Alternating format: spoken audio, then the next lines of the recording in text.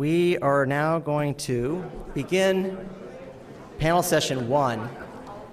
The themes of these panels are each, I think, representative of some very important, pressing current issues with respect to the microbiome and health and disease. But there are only a few of what might be many different themes that we could have explored. This one, of course, has a great deal of recent attention and concern, and a lot of interesting ideas afoot in the past year even. And so it seemed like a very appropriate way to begin. And so this session is entitled Disturbance at Home, Antibiotics, Microbiota Disruption, Antibiotic Resistance, and Restoration Ecology. We have a wonderful group of panelists and a moderator, and I'm simply going to introduce the moderator and let him introduce the panelists. But again, our hope and the idea here is that we will inspire a transdisciplinary conversation in which each places themselves sort of in the mindset of the other to talk about some very interesting and difficult problems. The moderator of this session is an old friend of mine and wonderful scientist, Brendan Bohannan. Brendan is currently professor in the Institute of Ecology and Evolution at the University of Oregon. And prior to that, he was a colleague of mine at Stanford in the Department of Biology.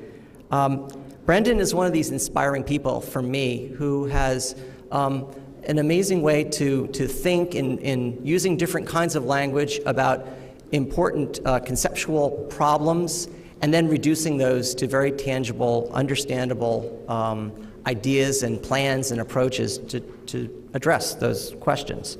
And I've learned a huge amount from Brendan. I also know that Brendan is the sort of happy a result of a whole variety of interesting experiences, and I'll just say that he's had an alternative career prior to academics in working as a sheep shearer for a number of years. And I know that Brendan is quite proud of that past as well. So, Brendan, it's all yours. Well, thank you, David. Is my mic on?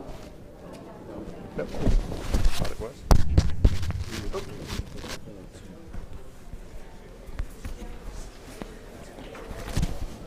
There we go. How's that? No? Okay. Let's see if I can.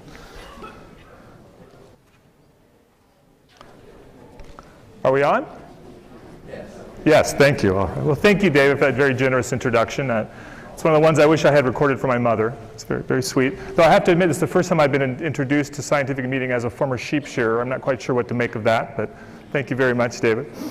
So as David mentioned, my role this morning is to be the moderator for our discussion on antibiotic resistance, among other topics. And my first task is to introduce our 3 distinguished panelists. I want to start with that. I'm going to attempt to do 2 things I don't usually do as a speaker at scientific meetings. I'm going to attempt to talk to you sitting down, which is a new thing for me, and also without slides. So let's see if I can do this without forgetting my place. So let me start by introducing our three panelists. Our first speaker this morning, after my introductory remarks, will be Gautam Dantas from Washington University in St. Louis. And Gautam is an associate professor in the departments of pathology and immunology, biomedical engineering, and the Center for Genome Sciences and Systems Biology at Washington University School of Medicine. Gautam is the recipient of a number of awards for his innovative approaches to research, including the NIH Director's New Innovator Award, the Rainin Foundation's Innovator and Breakthrough Awards, and the Newcomb Cleveland Prize, awarded by AAAS for a particularly outstanding paper in the journal Science. He has a number of research interests. The most relevant one for today's discussion is his focus on understanding the evolution and exchange of antibiotic resistance amongst diverse microbial communities. So he'll talk about that in just a few moments. Our second speaker today is Martin Blaser, the George and Muriel Singer Professor of Medicine and Director of the Human Microbiology Program at New York University, and specifically at the Langone Medical Center. Marty is a physician and a microbiologist. And among his many distinctions, he's an elected member of the Institute of Medicine and the American Academy for Arts and Sciences. He began his career studying pathogens, became interested in non-pathogenic human-associated microbes, and his recent work is focused on studying the relationship between the human microbiome and health and disease, sort of questions that David introduced in his keynote address. Most recently, he authored a very popular book entitled Missing Microbes. You may have seen his interview in the Jon Stewart Show, among others, about this book. And in this book, he lays out for a general audience his argument that antibiotic use during early childhood poses great risks to long-term health. And he'll talk a bit about that today in his presentation. And our final speaker today is Margaret Peg Riley, who's a professor of biology at the University of Massachusetts at Amherst. Peg is a fellow of the American Academy of Microbiology and a member of the Board on Life Sciences here at the National Academy of Sciences. Peg originally trained as a microbial ecologist and evolutionary biologist, but most recently her major focus has been on the development of targeted approaches to therapeutic intervention, the sort of narrow spectrum drugs, for example, that David introduced in his keynote address. She is, among other things, a co-founder of Bacteriotics, a biopharmaceutical company that's devoted to bringing these targeted approaches to market. And she's also the founder of the Institute for Drug Resistance. His mission is to facilitate novel, multidisciplinary approaches to addressing the challenge of drug resistance. So those are our speakers today. And I'm excited to hear them speak, but despite that, I'm going to spend a few minutes introducing the panel as a whole before we get to their talks. So what I'd like to do is give kind of a helicopter view of the topics that we're going to cover today from my particular perspective that David just introduced, and then we'll get the three panelists' presentations started. So the goal of our panel this morning is to engage you all in a discussion about the risks associated with antibiotic use and ways to mitigate those risks. Now, I probably don't have to convince this audience that antibiotics are without a doubt one of the greatest innovations in modern medicine. So I was just talking to Marty last night. My dear sister this week is in the hospital with meningitis, and she's doing much better, but it was a reminder to me of how much I take for granted the fact that we have antibiotics. I mean, it wasn't that long ago where bacterial meningitis or bacterial pneumonia, even strep throat, was essentially a death sentence, especially for children, before the advent of antibiotics. But just like with all powerful tools, the use of antibiotics comes with risks. And our goal today is to talk about the latest information about these risks. So with each passing year, science has a more comprehensive understanding of these risks. So we're going to present some of the latest information about risks and talk about some new approaches for mitigating or avoiding the risks associated with antibiotic use. Right, that's our task for today. In particular, we're going to look at these questions. We're going to address risks and mitigation through the lens of ecology and evolution. And by that, I mean two things. First thing I mean is that we're going to have the explicit perspective that antibiotics are a natural part of the microbial world. That is, that microbes have been producing and responding to antibiotics for most of their evolutionary history. And taking this perspective provides us with the potential for a much broader understanding of how microbes respond to antibiotics, particularly the evolution of resistance, and also provides us with some unique approaches to mitigation and to the development of new approaches to therapeutic intervention. And we're going to hear examples of both of those in the talks this morning. So the second thing that I mean by the fact that we're going to look through the lens of ecology and evolution is that the response of microbes to antibiotics is not really unique in the world. You can think of it as an example of a much more general response of ecological communities to environmental change. So as David mentioned, I'm trained as a general ecologist, or a macroecologist, as he referred to in his keynote address. And not just because I'm a big guy, but because I study things other than microbes, right? Like plants and animals. In fact, a big proportion of my research program now is still devoted to understanding how communities in general respond to environmental change. And in fact, tomorrow I'm leaving for Central Africa, where I'm joining a team of ecologists that are studying how Congo Basin rainforests respond to disturbance. So I have this a much sort of broader view than many on the response of communities to disturbance.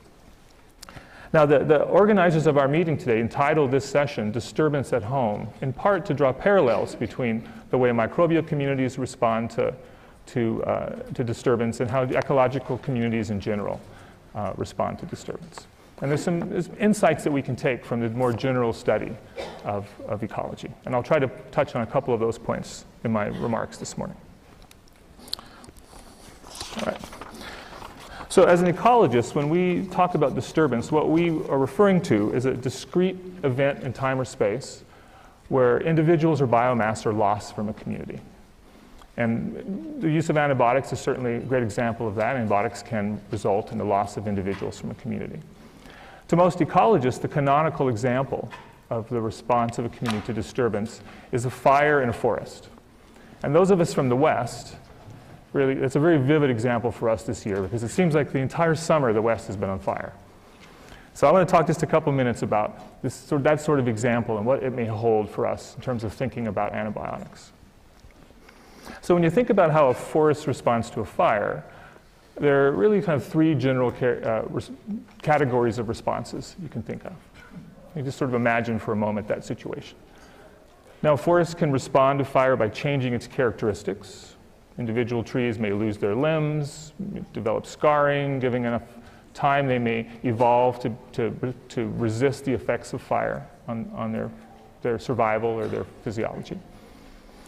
If the fire is intense enough, you could actually lose species from the community. You could go extinct or at least locally extinct. And if a fire is particularly severe, particularly frequent, you can actually have a catastrophic shift of a forest into another sort of community, something completely different than a forest.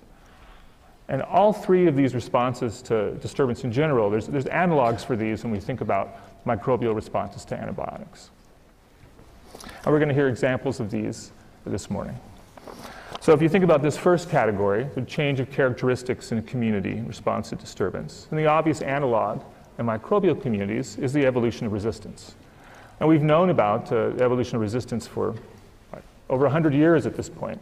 I remember from my intro micro class that when Alexander Fleming stood up to give his Nobel laureate speech, already penicillin was ineffective against at least one pathogen because of drug resistance. But as David had mentioned, it's still a pressing problem, in part because the evolution of resistance doesn't just occur in a hospital or a clinic. It occurs in a much broader ecological context. And Gautam this morning is going to talk in part about his research studying this broader ecological context. Now, the second category of responses I mentioned was that you could lose community members in response to disturbance. And there's great evidence that this is true following the use of antibiotics in microbial communities, that non-target species can be altered and the functions that they provide can be lost. And Marty Blaser is going to give some very clear examples today of that sort of non-target or collateral damage and its far-reaching effects in response to antibiotics. And then I mentioned that you can have a very catastrophic shift in community structure from one alternative stable state to another in response to disturbance. And David mentioned some examples of this in his keynote address. And there's great evidence that that's true for microbial communities. Whether antibiotics can drive that shift is really under debate. And hopefully we're going to discuss that today in our discussion section. And finally, there's been ideas about how to mitigate these risks for as long as we've had antibiotics. And yet antibiotic resistance is still a really pressing problem. And in part, that's because in the long term, to combat antibiotic resistance, we really need new classes of antibiotics. And as David mentioned, that really hasn't happened in the last 30 years. And our final speaker, Peg Riley, is going to describe some of her research using an explicitly ecological approach to designing narrow-spectrum antibiotics that have less collateral damage. All right, well, I see that I'm just about out of time, and that's our charge today, to talk about the role of disturbance in our own kind of personal rainforests. And with that, I want to turn the stage over to our first speaker, Gautam Dantas, to talk about his work on drug resistance. Gautam.